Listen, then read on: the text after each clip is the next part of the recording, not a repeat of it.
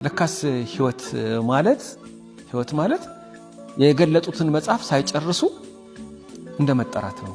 ያነበባችሁ እንደመጠራት ነው ህይወት ማለት።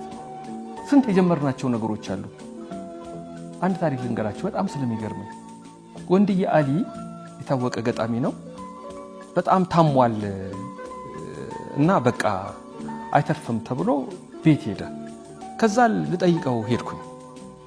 ሲሄድ ለካስ ተዘጋጅቷል ሞት ሊወስደው እና አንዳንድ ነገሮችን አወራን። ከዛ በኋላ እንዳለ ጌታ መሞትን የፈራው መስላለሁ አለ። ከዛ አይ አንተ የእምነት ሰው ነህ ወደምትሄድበት ታውቃለህ ብዬ አምናለሁ። ስለዚህ ይሄ ላንተ አሳሳቢ ጥያቄ አይሆንም፣ ደግሞ አይሆንም የተባለው ሁሉ ሲሆን አይተናል አልኩት። አይ አለ ብዙ ለጊዜው ሊነገሩ የማይገባቸው የሚገርሙ ነገሮች ነገረኝና ለዚህ መድረክ ማይሆኑ ከዛ ዛጋ ይታያል አለኝ። ሳይ ይሄን ቦርድ የሚያክል የሆነ ፊቱ ወደ ጀርባ እንትን ያላል። ለማንም አላሳየውም፣ ላንተ ላሳየ እችላለሁ አለ።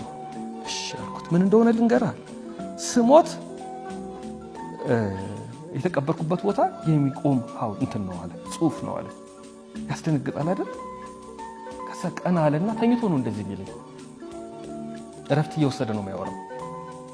ማንም ተነስቶ ሩጫዬን ጨርሻለሁ የሚል ጽሑፍ እሞትኩበት ቦታ ላይ እንዲያስቀምጥብኝ አልፈልግም።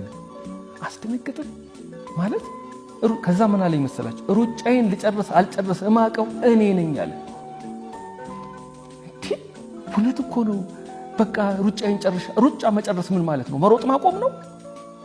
ስንት በእንጥልጥል የቀረ ጉዳይ እንዳለው ያውቃል ባለቤቱ። ስለዚህ ካረፈው በኋላ እንዲጻፍለት የሚፈልገውን ጽሑፍ ራሱ አዘጋጅቶ ነበረ።